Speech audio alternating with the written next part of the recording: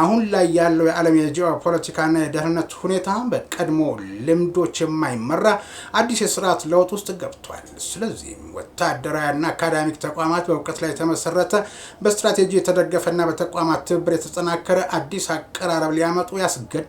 መርካቶ በተለምዶ ቆርቆሮ ተራ ተብሎ በሚጠራው አካባቢ የሚኖሩ ነዋሪዎች ራሳቸውን እየሳቱ ወደቁ።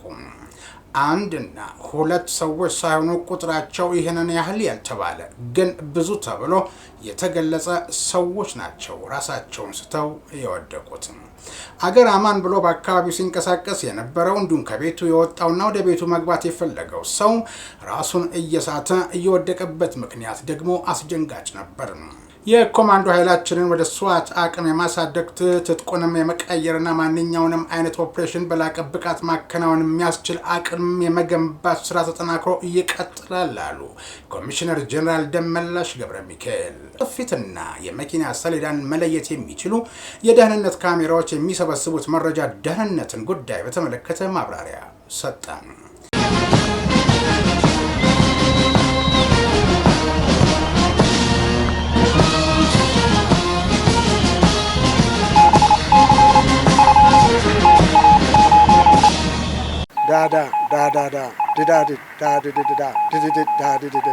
ሞርስ ማለት ይችላል። ይህ ሞርስ ነው የሚያዘጋጀው ወንድም ኢዮብ። ጤና ይስጥልኝ። ይህ በሞርስ ኮሚኒኬሽን ተዘጋጅቶ የሚቀርብላችሁ መርሃ ግብር ሲሆን በምድር ኃይል ፎሬን ሲነፋ፣ በባህር ኃይል ማስተሪንግ፣ በአየር ኃይል ፓሬድ ሲደረግ ወደ እናንተ እንዲደርስ በሞርስ የበላይ ጠባቂ የተሰናዳው የቅዳሜ ሚያዝያ 17 ቀን 2018 ዓ.ም የሞርስ ዜና እነሆ ጀመረ።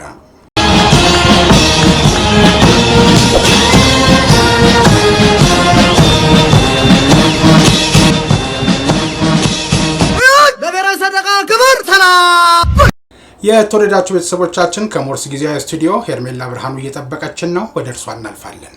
ሄርሜላ መቀጠል ትችላለሽ። አመሰግናለሁ ዮ። በሞርስ የበላይ ጠባቂ ተዘጋጅተው በኤዲሲው ቅደም ተከተል የተሰጣቸውን መረጃዎች ከሞርስ ጊዜያዊ ስቱዲዮ ሆኜ ያቀርብላችኋለሁ። ሄርሜላ ብርሃኑ ነኝ።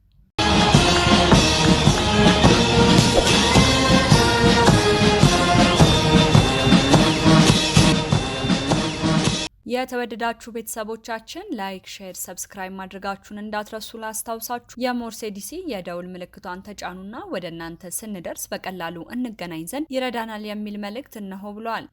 ጠቅላይ ሚኒስትር አብይ አህመድ የአፍሪካ ህብረት የሰው ሰራሽ አስተውሎትና የዲጂታል ጤና ዘርፍ መሪ ሆነው መሾማቸው የተሰማው በዚህ ሳምንት መገባደጃ ነው። ጠቅላይ ሚኒስትሩ በአህጉር ደረጃ ዘርፉን እንዲመሩ የአፍሪካ ህብረት ጉባኤ ሹመቱን እንደሰጣቸው የጠቅላይ ሚኒስትር ጽህፈት ቤት አስታውቋል። ኢትዮጵያ በዘርፉ እያሳየች ያለችው ተሞክሮ እውቅና ማግኘቱ በሀገሪቱ የተቋቋመው የሰው ሰራሽ አስተውሎት ኢንስቲትዩትና የተቀረጸው ብሔራዊ ስትራቴጂ ውጤታማነት ተመራጭ እንዳደረጋቸው ጽህፈት ቤታቸው የሹመት ደብዳቤውን ጠቅሶ ገልጿል። አህጉራዊው ሹመት ኢትዮጵያን በቴክኖሎጂ ነጻነትና በክህሎት ልማት የምታደርገውን እንቅስቃሴ ለአፍሪካ አህጉር ተሞክሮ እንዲሆን ትልቅ እድል እንደሚፈጥርም ተመላክቷል። ጠቅላይ ሚኒስትሩ ባሳለፍነው የካቲት ወር የህብረቱ የሰው ሰራሽ አስተውሎትና ዲጂታል ጤና አምባሳደር ሆኖ መሾማቸው ይታወሳል።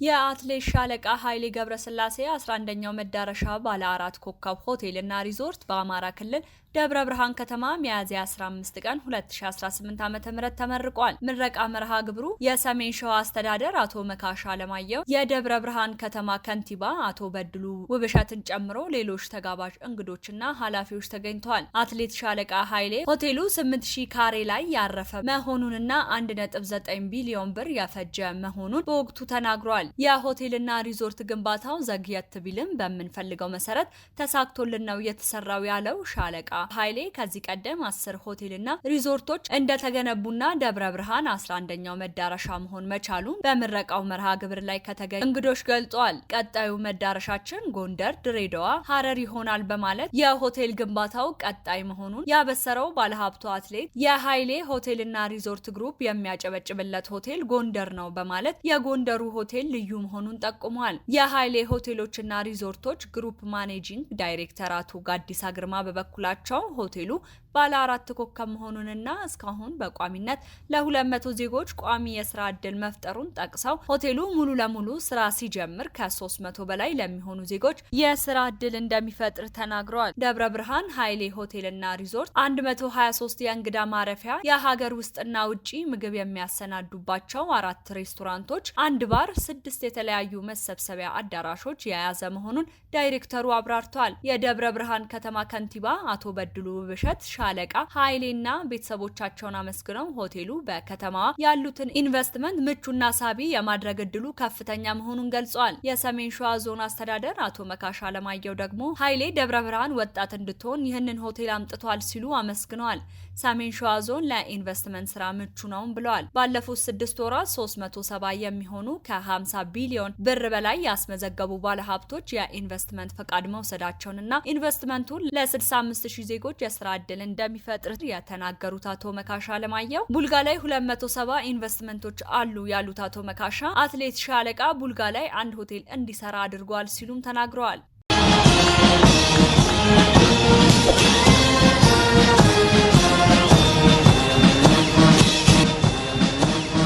ዳሽን ባንክ ባለፈው ሐሙስ በባንኩ ዋና መስሪያ ቤት የተመሰረተበትን 30ኛ ዓመት ምክንያት ያደረገ ኤክስፖን አስጀምረዋል። ለ9 ቀናት በሚቆየው በዚህ ኤክስፖ የዳሽን ባንክ 30 ዓመት የሚያሳይ የፎቶ ኤግዚቢሽንን ጨምሮ ተጋባዥ የንግድ ተቋማት ምርትና አገልግሎታቸውን የሚያሳዩበት አውደ ርዕይ ለጎብኚዎች ክፍት ሆኗል። ዝግጅት ከእይታም ባለፈ የቢዝነስ ትስስር የሚፈጥሩበት፣ አዳዲስ ቴክኖሎጂዎችን የሚሞክሩበትና የነገን የፋይናንስ አቅጣጫ አብረው የሚቃኙበት መድረክ መሆኑን ባንኩ አስታውቋል። የባንክ ኢንዱስትሪውን የሚቀይሩ አዳዲስ የዲጂታል ቴክኖሎጂዎች ትዕይንቶች በሴት ስራ ፈጣሪዎችና በአነስተኛና መካከለኛ ኢንተርፕራይዞች የሚቀርቡ ምርቶችና አገልግሎቶች፣ ለወጣቶችና ተማሪዎች የተዘጋጀ የፋይናንስ ግንዛቤ ወርክሾፕ እንዲሁም ከታላላቅ የዘርፉ ባለሙያዎችና የኮርፖሬት አጋሮች ጋር ሰፊ የቢዝነስ ትስስር የሚፈጥሩባቸው ልዩ አጋጣሚዎች በዚህ ኤክስፖ ላይ ይቀርባሉ መባሉንና ዝግጅቱም እስከ ሚያዝያ 24 2018 ዓ.ም ድረስ የሚቀጥል መሆኑን ከዳሽን ባንክ ያገኘነው መረጃ ያመለክታል።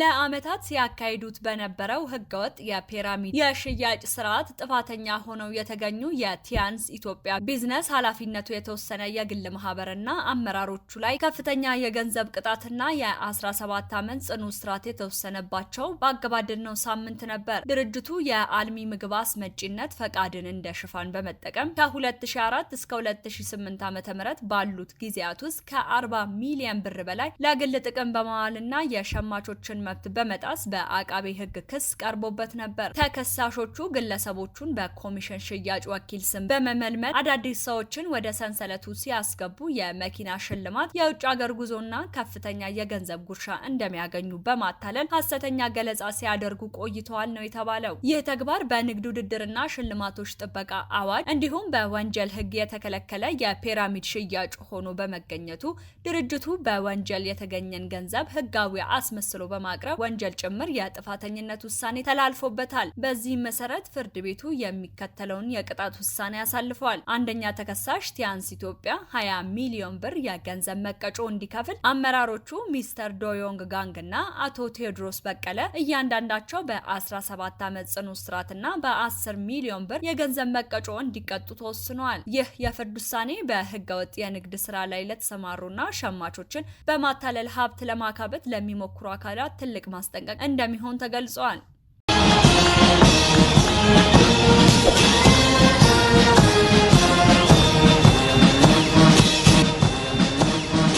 የኢትዮጵያ የካፒታል ገበያ ባለስልጣን ባይራ የአክሲዮን ማህበር እያከናወነ ያለው የአክሲዮን ሽያጭ ህገወጥ መሆኑን በመግለጽ ህብረተሰቡ ከግዢ እንዲቆጠብ አስቸኳይ ማስጠንቀቂያ ሰጠ። በምናጠናቅቀው ሳምንት እንደተሰማው የኢትዮጵያ የካፒታል ገበያ ባለስልጣን ባደረገው ክትትል ድርጅቱ አርባ ምንጭ ውሃ በሚል ስያሜ የውሃ ፋብሪካ ለማቋቋም ሳይመዘገብ አክሲዮኖችን በማህበራዊ ሚዲያና በተለያዩ አማራጮች ለሽያጭ ሲያቀርቡ መቆየቱ ተደርሶበታል። ይህ ድርጊት በፊት የካፒታል ገበያ አዋጅ ቁጥር 1248 ህዝባር 2013 እና የሰነድ መዋለ ንዋዮችን መመሪያ በግልጽ የጣሰ መሆኑን ባለስልጣኑ አስታውቋል። ማንኛውም ድርጅት አክሲዮን ለህዝብ ይፋ ከማድረጉ በፊት በባለስልጣኑ መመዝገብና የቅድመ ማስታወቂያ ፍቃድ ማግኘት የሚጠበቅበት ቢሆንም ባይራ የአክሲዮን ማህበር ግን ይህንን ህጋዊ ሂደት ሳይከተል ወደ ሽያጭ መግባቱ ተገልጿል። ድርጊቱ በህግ ፊት በወንጀል የሚያስጠይቅ በመሆኑ በአሁኑ ወቅት በድርጅቱ ላይ ጥልቅ አስተዳደራዊ ምርመራ እየተከናወነ ይገኛል። የመዋለ ንዋይ አፍሳሾች መብት ለማስጠበቅ አስፈላጊው እርምጃ እንደሚወሰድ የጠቆመው ባለስልጣኑ ህብረተሰቡ ለማንኛውም የሽያጭ ወኪልም ሆነ በቀጥታ ለድርጅቱ ምንም አይነት ክፍያ እንዳይፈጽም አሳስበዋል።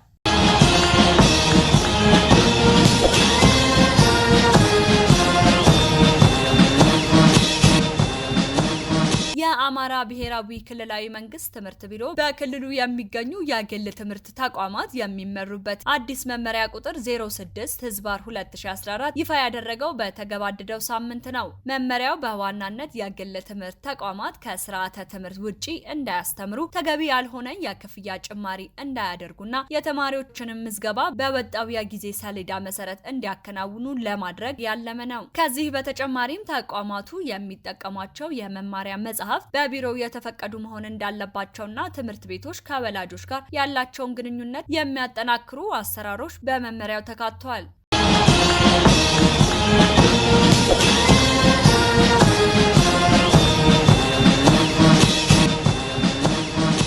ናይጄሪያውያን የሚናገሩትን እንግሊዘኛ ቋንቋ ለመረዳት የማይቻልና ተርጓሚ ያስፈልገዋል ሲሉ የኬንያ ፕሬዝዳንት መናገራቸውን ተከትሎ ተቃውሞ ገጠማቸው። የኬንያው ፕሬዝዳንት ዊሊያም ሩቶ የናይጄሪያ ዜጎች የሚናገሩት እንግሊዘኛ ቋንቋ ለመረዳት የማይቻልና ተርጓሚ ያስፈልገዋል ብለው በይፋ ከገለጹ በኋላ በማህበራዊ ሚዲያ ተቃውሞ ገጥሟቸዋል። ሰኞ ዕለት በጣሊያን ለሚኖሩ ኬንያውያን ንግግር ያደረጉት ሩቶ ናይጄሪያዊ ሲናገሩ የምትሰሙ ከሆነ የሚናገሩትን አታውቁም፣ ተርጓሚ ያስፈልጋቸዋል በማለት ኬንያውያን በዓለም ላይ ካሉ ምርጥ እንግሊዘኛ ቋንቋ ተናጋሪዎች መካከል ጥቂቶቹ ናቸው ሲሉ ተናግረዋል። ይህ ንግግራቸው ግን የአፍሪካን ሀገር አዋረድክ ሲሉ የተቹት የናይጄሪያውያንና ሌሎች አፍሪካውያን በማህበራዊ ሚዲያ ላይ ከፍተኛ ውግዘት አስከትሏል። የዚምባብዌው ጋዜጠኛ ሆፕ ዌልቺኖኖ እንግሊዘኛ የቀኝ ግዛት ቋንቋ እንጂ የእውቀት የችሎታ ወይም የሀገር እድገት መለኪያ አይደለም ሲል ጽፏል። የቀድሞ የብሪታንያ ቀኝ ግዛቶች የሆኑት ሁለቱም ኬንያና ናይጄሪያ እንግሊዘኛን እንደ ይፋዊ ቋንቋ ይጠቀማሉ። ነገር ግን እያንዳንዱ ሀገር የተለያየ የፎነቲክ አወቃቀሮች ያላቸው የተለያዩ የንግግር ዜና አዘጋጅተዋል። እነዚህ ልዩነቶች የአገሬው ተወላጆችን ተጽዕኖ የሚያንጸባርቁ ናቸው። ናይጄሪያ ከ500 በላይ ቋንቋዎች ያሏት ሲሆን ኬንያ ደግሞ ባንቱ፣ ኒሎቲክና ኩሽቲክ ድብልቅ የራሷን የእንግሊዘኛ ንግግሮች ያስገኛሉ። ነገር ግን ሩቶ ለዲያስፖራዎች ስብስብ ባደረጉት ንግግር የኬንያን የትምህርት ስርዓት ጠንካራ የእንግሊዘኛ ቋንቋ ያዳበረ በማለት ናይጄሪያውያን እንግሊዘኛ ሲናገሩ ለመረዳት አዳጋች ነው ብለዋል።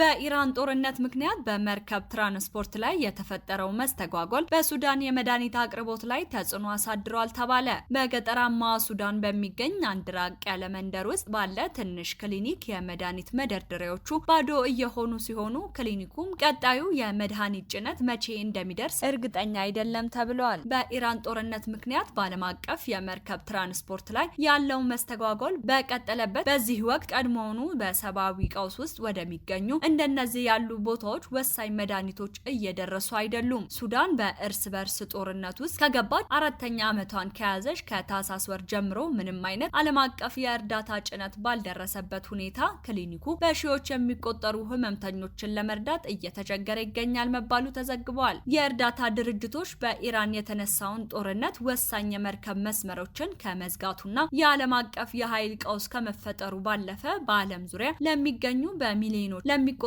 ሰዎች ምግብና መድኃኒት ለማድረስ ያለውን አቅም እንዳያስተጓጉለው እያስጠነቀቁ ይገኛሉ። እንደ ሆርሙዝ ወሽመጥ ያሉ ቁልፍ የባህር መስመሮች በተግባር የተዘጉ ሲሆን እንደ ዱባይ፣ ዶሃና አቡዳቢ ካሉ ስትራቴጂካዊ ማዕከላት የሚነሱ መስመሮችም ተጽዕኖ አርፎባቸዋል።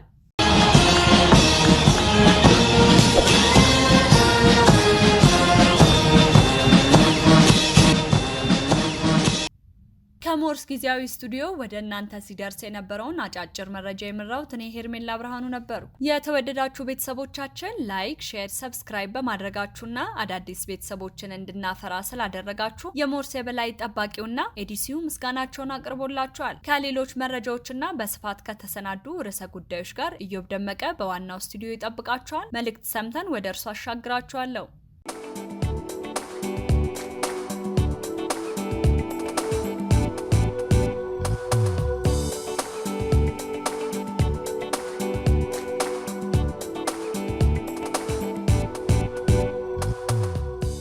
ሜጀር ጄኔራል ጥሩያ ሰፊ ይባላልው። ይሄ አጠቃላይ እንግዲህ ሙዚየሙ ከ1940ዎቹ ጀምሮ በዛን ጊዜ የነበሩ መሪዎች እየታሰበ እየተሰራ ግን ሳይፈጸም የቆየ ሙዚየም ነው።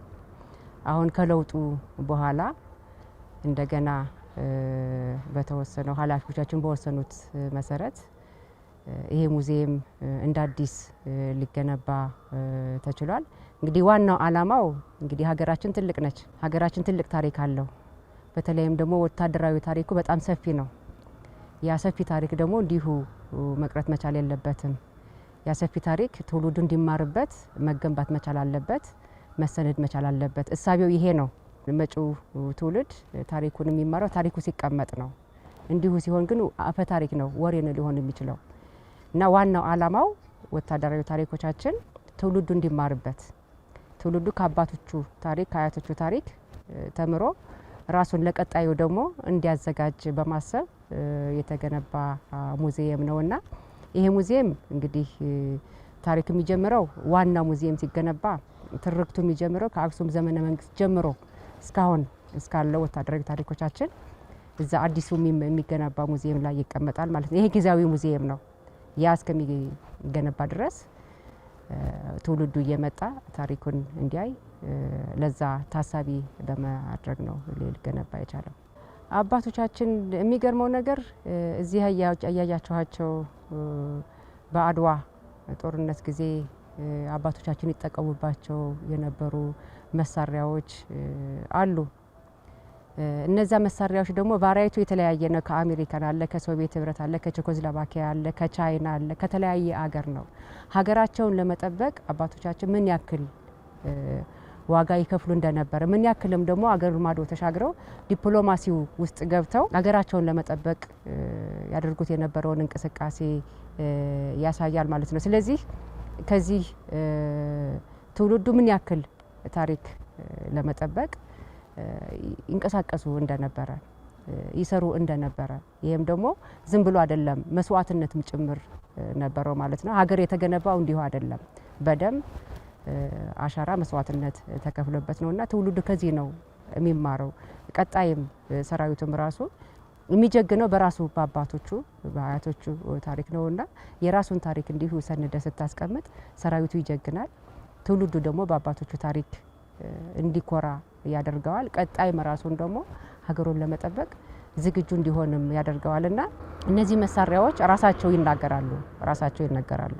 ምንም አስረጂ አያስፈልግም። እዚህ የተቀመጡት ነገሮች ተጨባጭ አባቶቻችን የከፈሉትን መስዋዕትነት ምን ያክል መስዋዕትነት ከፍለው ምን ያክል ደክመው ከዛም በኋላ ደግሞ ሰራዊታችን ከዛ ከአባቶቹ ታሪክ ተቀብሎ በሰላም ማስከበሩ ሊሆን ይችላል።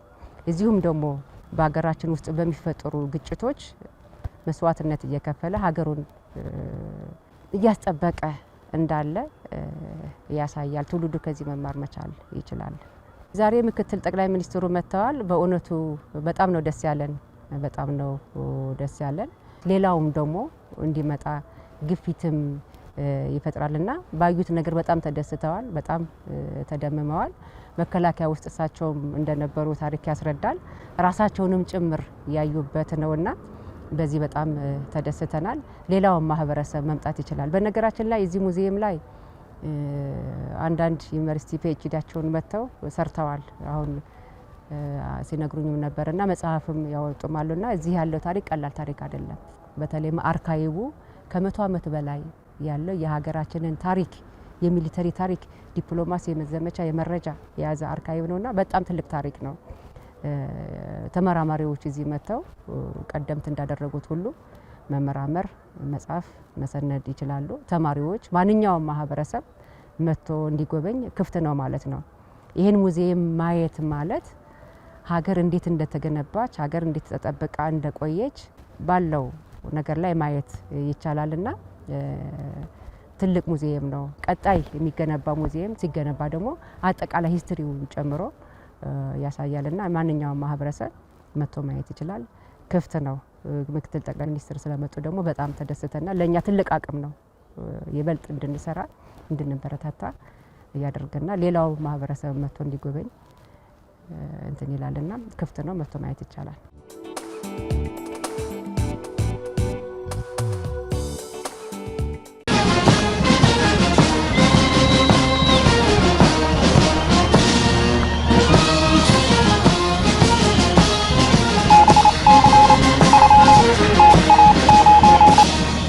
ዳዳ ዳዳዳ ድዳድ ዳድድዳ ድድድ ዳድድዳ ሞርስ ማለት ይችላል። ይህ ሞርስ ነው የሚያዘጋጀው ወንድም ኢዮብ። በጉራጌ ማህበረሰብ ዘንድ የሚታወቀው የጆካ ባህላዊ ዳኝነት ስርዓትና የጀፋሮ መንደር እንዲሁም የጉራጌ ጎጆ ቤትን በዩኔስኮ የማስመዝገብ እንቅስቃሴ መጀመሩንና ተመዘገበ የሚል የምስራች ዜና በቀጣይ እንደሚጠበቅ ያስታወቀው የጉራጌ ዞን ባህልና ቱሪዝም መምሪያ ክትፎን አስቀድሜያለሁ አለም። ቂቤ ተጠጣ ክትፎ ተበላ ሳይሆን ተጠጣ የተባለ ቅጽል መጠሪያ ያገኘውና በሁሉም ኢትዮጵያውያን ዘንድ ብቻ ሳይሆን ለቱሪዝም መዳረሻ እግር የጣላቸው በስራና በተለያዩ ምክንያቶች የጉራጌን ምድር የሚረግጡ ከዓለም አራት ማቅጣጫ የሚመጡ እንግዶች በልዩ ፍቅር የሚወዱት ጣዕሙን ገልጸው የማይወጣላቸው ናቸው ቢባል እንዲህ ያስደስታቸው ደግሞ የጉራጌ ባህላዊ ምግብ ክትፎ መሆኑ አይደንቅም።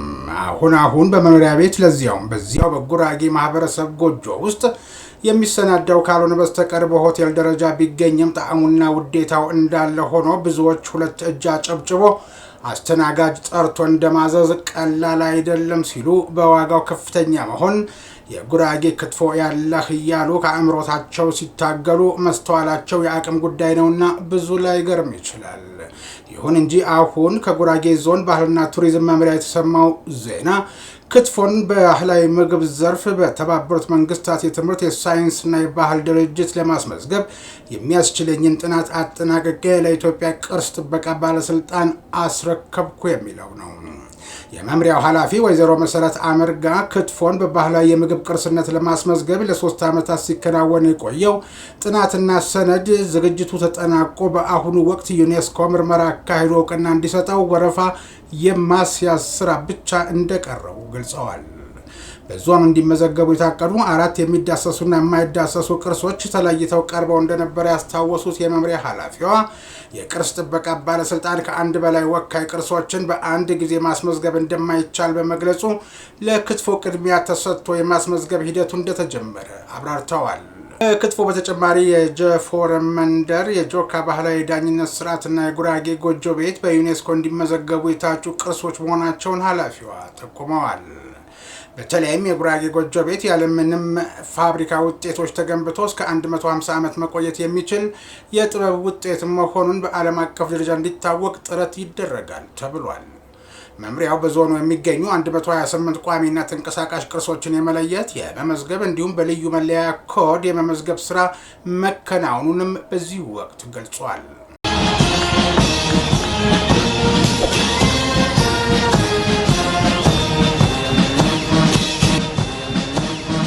የኢትዮጵያ ዜጎች ለማህበራዊ ፍትህ ዜማ ባለፈው ዓመት ግንቦት ወር ላይ በከፈትኩት የፖለቲካ አካዳሚ ከ50 በላይ አባላቶችን አሰለጠንኩ አለ። የፓርቲው የህዝብ ግንኙነት ኃላፊ አቶ ኢዩኤል ሰለሞን እንደተናገሩት አካዳሚውን የመገንባት እቅድ ፓርቲው ከተመሰረተበት ጊዜ ጀምሮ የታሰበ እንደነበረና ፖለቲካዊና ኢኮኖሚያዊ ጉዳዮች ላይ ያተኮረ ስልጠና በመስጠት ዓላማውን ማሳካት የሚችሉ ግለሰቦችን ለማፍራት ታስቦ የተመሰረተ መሆኑን ጠቅሰዋል። ባለፈው ዓመት ግንቦት ወር ላይ በይፋ ስራ የጀመረው አካዳሚው ስራ ከጀመረ በኋላ በአዲስ አበባ በሚገኙ አባላቱ ላይ ያተኮሩ 2 ዙር ስልጠናዎችን ሰጥቷል። ይሁን እንጂ የሰባተኛው ሀገራዊ ምርጫ መቃረብን ተከትሎ በመጡ ተደራራቢ ስራዎች ሳቢያ ስልጠናውን ለጊዜው ማስቀጠል እንዳልተቻለ ኃላፊው አነስተው ከምርጫው መጠናቀቅ በኋላ ግን በዋናነት ከአባላት ውጭ ለሆኑና መማር ለሚፈልጉ ዜጎች እድሉን ለማመቻቸት መታቀዱን የፓርቲው የህዝብ ግንኙነት ተናግረዋል። በአካል ተገኝቶ ስልጠናውን መካፈል ለማይችሉ ሰዎች በበይነ መረብ ትምህርት ለመስጠት ዝግጅት እየተደረገ መሆኑን የጠቆሙት አቶ ዩኤል በአካዳሚው ገብቶ ስልጠና የሚወስድ ማንኛውም ሰው የኢዜማ አባል ይሆናል ማለት እንዳልሆነም አጽንኦት ሰጥተው ተናግረዋል።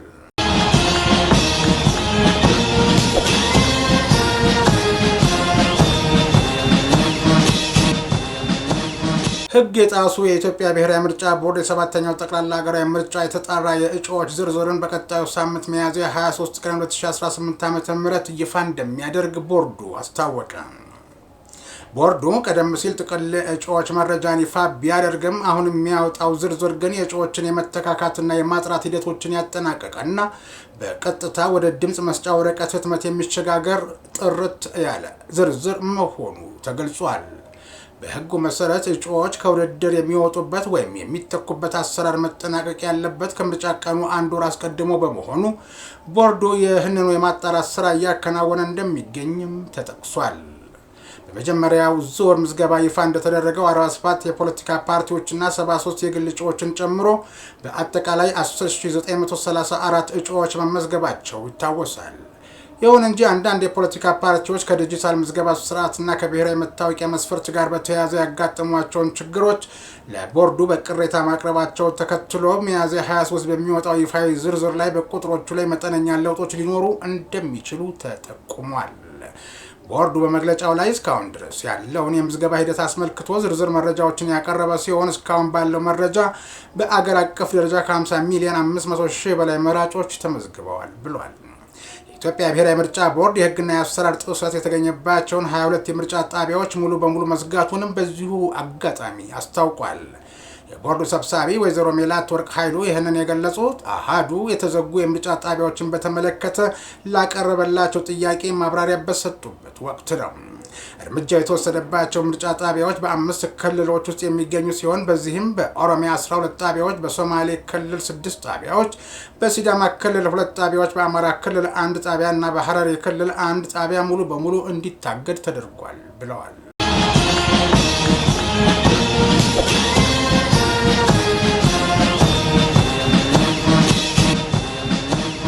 የተወደዳችሁ ቤተሰቦቻችን ለምታደርጉልን ድጋፍና እገዛ እያመሰገንን አሁንም ላይክ፣ ሼር፣ ሰብስክራይብ ማድረጋችሁን ላስታውሳችሁና ወደ ቀሪ ዜና ላሻግራችሁ። የኮማንዶ ኃይላችንን ወደ ስዋት አቅም የማሳደግ ትጥቁንም የመቀየርና ማንኛውንም አይነት ኦፕሬሽን በላቀ ብቃት ማከናወን የሚያስችል አቅም የመገንባት ስራ ተጠናክሮ ይቀጥላል አሉ ኮሚሽነር ጀነራል ደመላሽ ገብረ ሚካኤል።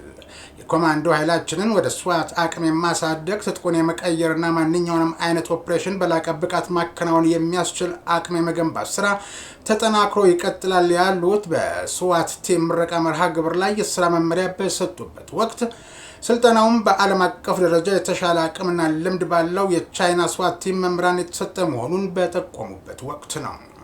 የኢትዮጵያ ፌዴራል ፖሊስ ስዋት ቲም ልምዳቸውን እንዲያገኝ ለማድረግ በፈቃደኝነት ወደ ሀገራችን መጥተው ስልጠናውን በትብብር እንዲሰጥ ላደረጉ የቻይና የህዝብ ደህንነት ሚኒስትር ላቅ ያለ ምስጋና ያቀረቡት የኢትዮጵያ ፌዴራል ፖሊስ ጠቅላይ አዛዥ ኮሚሽነር ጀነራል ደመላሽ ገብረ ሚካኤል የኢትዮጵያ ፖሊስ ዩኒቨርሲቲ ለስዋት ቲም ስልጠና መሰረተ ልማት በማሟላት ስልጠናውን በራስ አቅም መስጠት እንዲቻል ኃላፊነት ወስዶ እንዲሰራ የስራ መመሪያ ሰጥተው የቻይና የህዝብ ደህንነት ፖሊስ ዩኒቨርሲቲም እነዚህን በትብብር በማገዝ የተሻለ አቅም የሚፈጠርበት እድል በጋራ ይመቻቻል ብለዋል። የኢትዮጵያ ፖሊስ ዩኒቨርሲቲ ተጠባባቂ ፕሬዝዳንት ዶክተር ታምራት ሙሉጌታ በበኩላቸው ዩኒቨርሲቲው የፖሊስ ሳይንስና የቴክኖሎጂ ማዕከል እንዲሆን በሚደረገው ተከታታይ ጥረት ውስጥ ዓለም አቀፍ ተሞክሮች የሚቀሰሙባቸው መሰል ስልጠናዎች ሚናቸው የጎላ መሆኑን ገልጸው ሰልጣኞች ያገኟቸውን ልዩ ክህሎትና ልምዶች በተግባር ላይ በማዋል ተቋማዊ ተልዕኳቸውን በላቀ ብቃት እንዲወጡ ያስችላቸዋል ብለዋል። ፕሬዝዳንቱ አያይዘውም ተቋሙ የራሱን አሰልጣኞች አቅም በማሳደግና አስፈላጊውን የስልጠና መሰረተ ልማት በማሟላት ስልጠናውን በዘላቂነት በራስ አቅም ለማስቀጠል ዩኒቨርሲቲው ዝግጁ መሆኑን አረጋግጠዋል። የኢትዮጵያ ፖሊስ ዩኒቨርሲቲ የስልጠና ምክትል ፕሬዝዳንት ረዳት ኮሚሽነር ደረጀ አስፋው በስልጠናው ሂደት የታየ ቁርጠኝነትና የክህሎት መሻሻል እጅግ የሚያበረታታ መሆኑን ጠቁመው ሰልጣኞቹ ከቻይና ስዋት ቡድን መምህራን ያገኟቸው የታክቲካል ኦፕሬሽን፣ የከተማ ውጊያ እና የቪአይፒ ጥበቃ ልምዶች ዘመናዊና ወቅቱን የዋጁ መሆናቸውንም ገልጸዋል።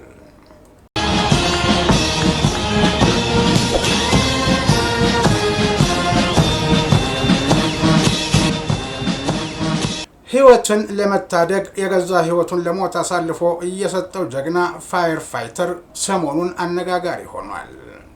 በያዝነው ወር ባገባደድነው ሳምንት ሚያዝያ 15 ቀን 2018 ዓ.ም ምሽት መርካቶ በተለምዶ ቆርቆሮ ተራ ተብሎ በሚጠራው አካባቢ የሚኖሩ ነዋሪዎች ራሳቸውን እየሳቱ ወደቁ። አንድና ሁለት ሰዎች ሳይሆኑ ቁጥራቸው ይህንን ያህል ያልተባለ ግን ብዙ ተብሎ የተገለጸ ሰዎች ናቸው ራሳቸውን ስተው የወደቁት። አገር አማን ብሎ በአካባቢው ሲንቀሳቀስ የነበረው እንዲሁም ከቤቱ የወጣውና ወደ ቤቱ መግባት የፈለገው ሰው ራሱን እየሳተ እየወደቀበት ምክንያት ደግሞ አስደንጋጭ ነበር። ይህ ነው ብሎ በወቅቱ መናገርና ማስረዳት ቢያስቸግርም ዘግይቶ ከቆርቆሮ ተራ አካባቢ ከሚገኝ ወንዝ ውስጥ ጢስ ሲወጣ ታየ። የዚህን ጊዜ ግማሹ ከእሳትና ድንገተኛ አደጋ መከላከል፣ የተቀረው ለፖሊስ ስልክ ደወለ። በስፍራው የደረሱት የእሳትና ድንገተኛ አደጋ መከላከል ባለሙያዎች በወንዝ ውስጥ ከተጣለ ሲሊንደር ምክንያት የተለቀቀው የሚቃጠልና የሚመርዝ የጭስ በአካባቢው ሕዝብ ላይ ከፍተኛ ስጋት ደቅኖ እንደነበር አረጋገጡ። ማን ጣለው፣ መቼ ተጣለ፣ ለምን ተጣለ ከሚለው ምርመራ ጎን ለጎን የሰው ሕይወት ማትረፍ የኮሚሽኑ ባለሙያዎች ቃል ኪዳን አደራ ነበርና የሰው ሕይወት ማትረፉን ከከፋ አደጋ ቀድሞ መከላከልን አስቀድመው ወደ ተግባር ገቡ። ወንዙ ውስጥ ከተጣለው ሲሊንደር የሚወጣው ጢስ እጅግ የሚለበልብና ኦክሲጅን ሳይጠቀሙ ለመቅረብ የማይቻል ነበር። ግን የኮሚሽኑ ባለሙያዎች የጀግንነት ወኔ ወደ ኋላ አላስቀረም ይላል ያገኘነው መረጃ። እናም ኦክሲጅን በመጠቀም ሁለት ጀግኖች አደጋ መቆጣጠሮች ወደ ወንዙ ወረዱ። አንደኛው ጀግና ፋየር ፋይተር ሊፈነዳ የሚችለውን ሲሊንደር ሳይፈራ የሚለበልበውን ጢስ ተቋቁሞ የሲሊንደሩን ቫልቭ በመዝጋት የአካባቢው ነዋሪ ከሞት ታደገ። ባገኘነው መረጃ ጀግናው ቫልቭን በመዝጋት ብቻ አላበቃም። የሚርገበገበውን ሲሊንደር እንደ እናት አቅፎ ተሸክሞ ወደ ላይ መውጣት ጀመረ። በዚህ መሃል የያዘው ኦክሲጅን ድንገት አለቀበትና ገና ጠዋት በኮሚሽኑ ሊቀጠር የወሰነ ጊዜ የገባው ከራስ በፊት የሌሎችን ሕይወት ማዳን ብሎ የገባው ቃል ነበርና ተልእኮን ሳይፈጽም ወደ ኋላ ማለትን አልወደደም። እንዲህ ለሙያው የታመነው ፋየር ፋይተር የተመረዘ አየር በመተንፈሱ ምክንያት ጉዳት ደረሰበት። ይህ ዘገባ እስከተጠናቀረበት ጊዜ ድረስ በአቤት ሆስፒታል የሕክምና እርዳታ እየተደረገለት መሆኑን ከኮሚሽኑ መረጃ ለመረዳት ተችሏል። በሰው ልጅ ላይ አንዳችም ያደረሰው ጉዳት ደግሞ የለም። ሲሊንደሩ ወንዝ ውስጥ የገባበትን መንስኤና በአላቂነት ታስቦ ለማስወገድ ወይንስ ሆን ተብሎ የተጣለ ወይንስ በስርቆት ተገኝቶ ለመሸሸግ ሲባል የተጣለ መሆን አለመሆኑን በተመለከተም መረጃው ያብራራው ነገር የለም። ይህ ጀግና የራሱን ሕይወት አደጋ ላይ ጥሎ የሺዎችን ነፍስ የታደገ የቁርጥ ቀን ልጅ ነው። ለዚህ ጀግና ፋየር ፋይተር ፈጣሪ ምሕረቱን እንዲልክለትና ወደ ጤናው እንዲመለስ ኮሚሽኑ መልካም ምኞቱን የገለጸ ሲሆን ጀግናን መፍጠር የሚቻለው ጀግናን ማመስገን ሲቻል ነው ብሎ የሚያምነው ሞርስ ኮሚኒኬሽንም እንዲህ ላሉ ጀግኖች ክብር እንዲሆንና በቶሎ አገግሞ ወደ ስራ ገበታው ይመለስ ዘንድ ምኞቱን ይገልጻል።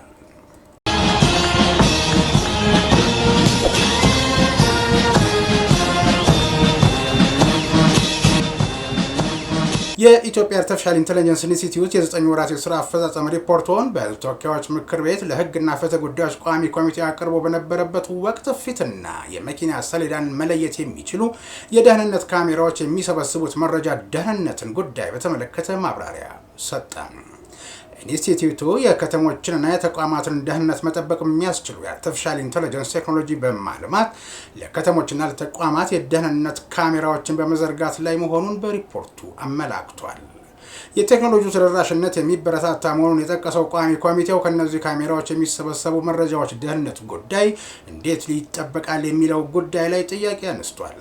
ካሜራዎቹ የሚሰበስቡት የሰዎች የፊት ገጽታና ሌሎች የግል መረጃዎች ለሌላ ዓላማ እንዳይውሉና ከሳይበር ጥቃት የተጠበቁ እንዲሆኑ ምን አይነት የቴክኒካል እና ህጋዊ የዲጂታል ስነ ምግባር ማዕቀፍ ተዘርግቷል የሚል ጥያቄ ተነስቶ ነበር። የኢትዮጵያ አርቲፊሻል ኢንተለጀንስ ኢንስቲትዩት ዋና ዳይሬክተር ዶክተር ወርቁ ጋቸና በሀገር አቀፍ ደረጃ እየተዘረጉ ያሉ የደህንነት ካሜራዎችና የመረጃ አሰባሰብ ስራዎች የዜጎችን የግል ነጻነት በማይነካና በቴክኖሎጂ በታገዘ የሳይበር ደህንነት ጥበቃ ስር እንዲከናወኑ እያደረገ መሆኑን ገልጿል። በከተሞችና በተለያዩ የመንግስት ተቋማት ውስጥ የሚዘረጉ የፊት ገጽታና የተሽከርካሪ ሰሌዳን መለየት የሚችሉ ዘመናዊ ካሜራዎች ተልዕኮ በሀገሪቱ የጸደቁትን የአርቲፊሻል ኢንተለጀንስ ፖሊሲና የግል መረጃዎች ጥበቃ ህግን መሰረት ያደረገ መሆኑን ዳይሬክተሩ ተናግረዋል። በካሜራዎቹ አማካኝነት የሚሰበሰቡ መረጃዎች ለታለመላቸው ልዩ ዓላማዎች ብቻ እንዲውሉ የሚደረግ ሲሆን መረጃዎቹን የማግኘትና የመጠቀም መብት ለፌዴራል ፖሊስና ለተመሳሳይ ህጋዊ ኃላፊነት ለተሰጣቸው ተቋማት ብቻ የተገደበ መሆኑን ይህም መረጃዎች በግለሰቦች እጅ እንዳይገቡና ለተሳሳተ ዓላማ እንዳይውሉ ጥብቅ ቁጥጥር የሚደረግባቸው ስለመሆኑ አመላክተዋል። ዋና ዳይሬክተሩ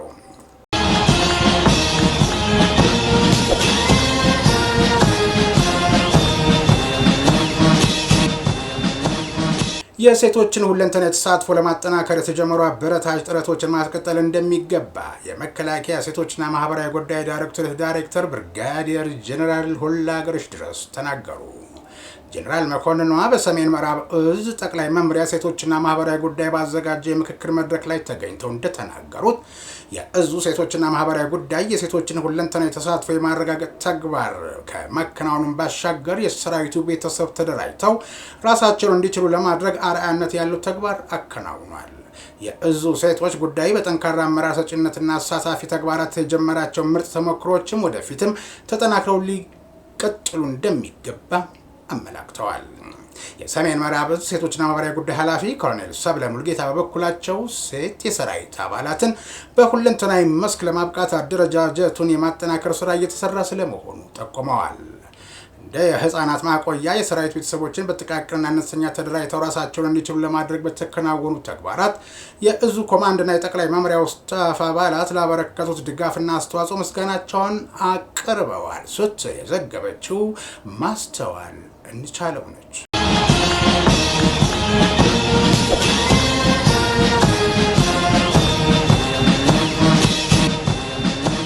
የኢትዮጵያ መከላከያ ዩኒቨርሲቲ ከመከላከያ አዛዥነትና ስታፍ ኮሌጅ ጋር በመተባበር ዓለም አቀፍ የእይታ ውቅር ለውጥና ተለዋዋጭ የደህንነት ሁኔታ ቀጣናዊ ቀውስ ሀገራዊ ጽናትና ተቋማዊ ቁርጠኝነት በሚል ርዕስ የፓናል ውይይት አካሄደ። በዕለቱ የጠቅላይ ሚኒስትሩ የደህንነት አማካሪ ዶክተር ቀና ያደታ አሁን ላይ የተስተዋለ ያለውን የዓለም አቀፍ የእይታ ውቅር ለውጥና የደህንነት ሁኔታ ቀጣናዊ ቀውስ ሀገራችንን በጽናት በተቋማዊ ቁርጠኝነት እንድትሻገር የደህንነት ተግዳሮቶችን ከቀድሞ የጦር መድረክ ወደ ተቋማዊ አቅም፣ ወደ መረጃ አስተዳደርና ወደ ስትራቴጂክ ውሳኔ ሂደት ማሸጋገር ይገባናል ብለዋል። የመከላከያ ምርምርና ልማት ማዕከል ዳይሬክተር ሜጀር ጀነራል ቡልቲ ታደሰ እንዳሉት ዓለም ዛሬ ያለችበት የጂኦፖለቲካና የደህንነት አቀራረብ በቀድሞ ከተለመደ ስርዓት አልፎ ወደ አዲስ የኃይል ሚዛንና የተዋቀረም ዓለም አቀፍ ስርዓት እየተቀየረ ነው። ይህ ለውጥ የማይካድ እውነታ ሲሆን በተለመዱ አቀራረቦች መመራት አይቻልም። አዲስ አስተሳሰብ፣ ጥልቅ እውቀትና ጠንካራ ስትራቴጂ ይጠይቃል ሲሉ በፓናሉ መክፈቻ ተናግረዋል። የኢትዮጵያ መከላከያ ዩኒቨርሲቲ ፕሬዝዳንት ብርጋዴር ጄኔራል ከበደ ረጋሳ በበኩላቸው አሁን ላይ ያለው የዓለም የጂኦፖለቲካና የደህንነት ሁኔታ በቀድሞ ልምዶች የማይመራ አዲስ የስርዓት ለውጥ ውስጥ ገብቷል። ስለዚህም ወታደራዊና አካዳሚክ ተቋማት በእውቀት ላይ የተመሰረተ በስትራቴጂ የተደገፈና በተቋማት ትብብር የተጠናከረ አዲስ አቀራረብ ሊያመጡ ያስገድዳል ብለዋል።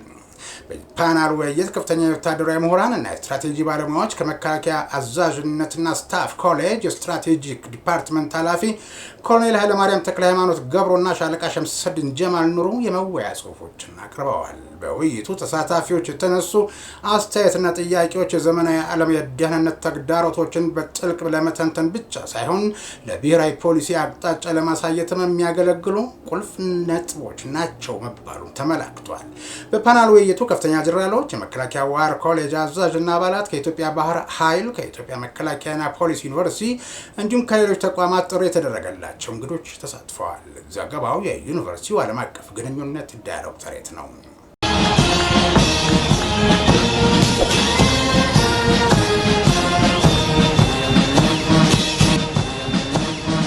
የተወደዳችሁ ቤተሰቦቻችን አሁን ደግሞ ዘይገርም ወደ አሰኘን መረጃ ልናሻግራችሁ ነው። መቼም ጆሮ ሰጥቶ የሚልና የሚሰማ ቢገኝ የሚሰማው ብዙ ነው። በተለይ አንዳንዱ ከወንጀል አድራጎት ጋር የተገናኘ ሲሆን ግርምት ማጫሩ አይቀርም። ከሐረርጌ የተሰማው ዜና እንዲህ አይነቱን የመሰለ ነው። ጉዳዩ እንዲህ ነው። በድግምት ሰዎችን ለማሳበድና ለመግደል በሚል የቅንድብ ጸጉር አዘናግተው ለመውሰድ የሞከሩ ተከሳሾች በእስራት ተቀጡ የሚል በምስራቅ ሐረርጌ ዞን በደኖ ወረዳ ራሬ ቀበሌ ውስጥ በድግምትና ጥንቆላ የሰው ሕይወት ላይ አደጋ ለማድረስ የተስማሙ ሁለት ግለሰቦች ድርጊታቸው ተጋልጦ በእስራት መቀጣታቸውን ፖሊስ አስታውቋል። የምስራቅ ሐረርጌ ዞን ፖሊስ ዋና መምሪያ ኮሚኒኬሽን ጽሕፈት ቤት ኃላፊ ምክትል ኢንስፔክተር ካሲያ አበበ እንደገለጹት ተከሳሽ ኦሊያ ሶፊና ኡስማን መሐመድ የተባሉ ግለሰቦች በሁለት ሰዎች ላይ በድግምትና ጥንቆላ ሕይወታቸው ላይ አደጋ ለማድረስ በገንዘብ ተስማምተው እንደነበረ ገልጸዋል።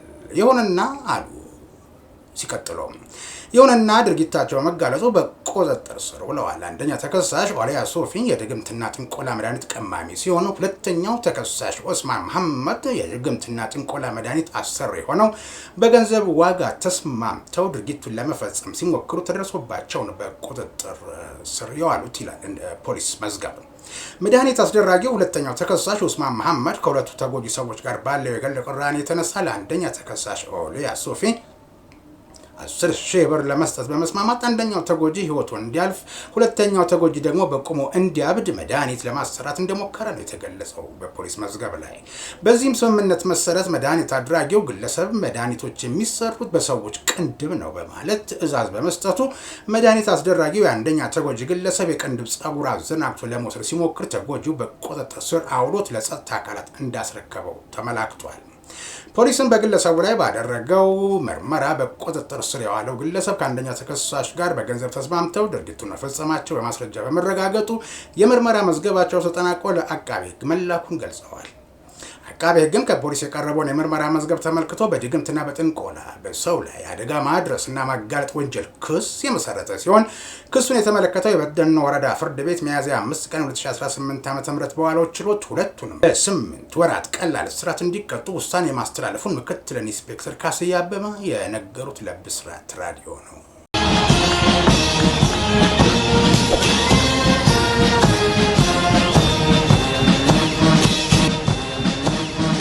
ባለፈው የፈረንጆች ዓመት ቤሊንጋት የተባለው የምርመራ ተቋም ይፋ ባደረገው መረጃ መሰረት የአሜሪካ አየር ኃይል አባላት ለፈተና ለመዘጋጀት የተጠቀመባቸው የዲጂታል ማጥኛ ካርዶች እጅግ ከፍተኛ ጥበቃ የሚደረግባቸውን የኒውክሌር ሚስጥሮች ለሕዝብ ግልጽ ማድረጋቸው ተሰማ።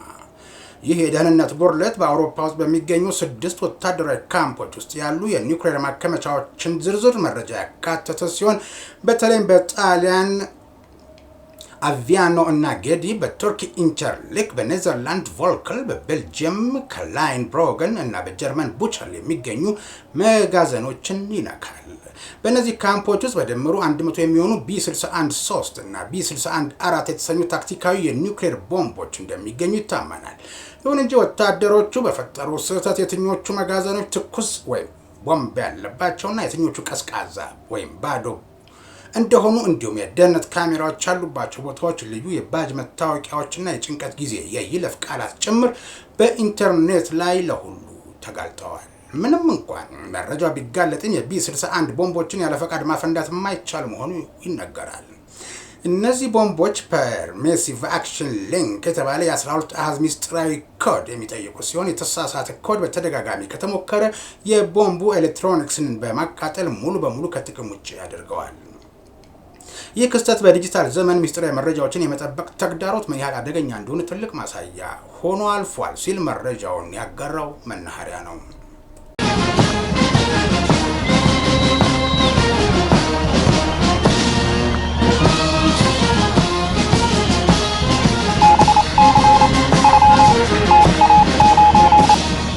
ዳዳ ዳዳዳ ድዳድ ዳድድዳ ድድድ ዳድድዳ ሞርስ ማለት ይችላል። ይህ ሞርስ ነው የሚያዘጋጀው ወንድም ኢዮብ።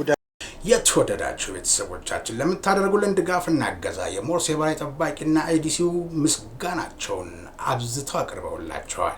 በምድር ኃይል ፎሬን ሲነፋ፣ በአየር ኃይል ፓሬድ፣ በባህር ኃይል ማስተሪንግ ሲደረግ በሞርስ የበላይ ጠባቂ ተዘጋጅቶ ወደ እናንተ እንዲደርስ የተዘጋጀው የቅዳሜ ሚያዝያ 17 ቀን 2018 ዓ.ም የሞርስ ዜና የስካሁን ነበር። ከዜናው ጋር ኢዮብ ደመቀ አብሬያችሁ ነበርኩ። በቀጣይ የሞርስ መርሃ ግብር እንገናኛለን። እስከዛው ድረስ ጤና ይስጥልኝ።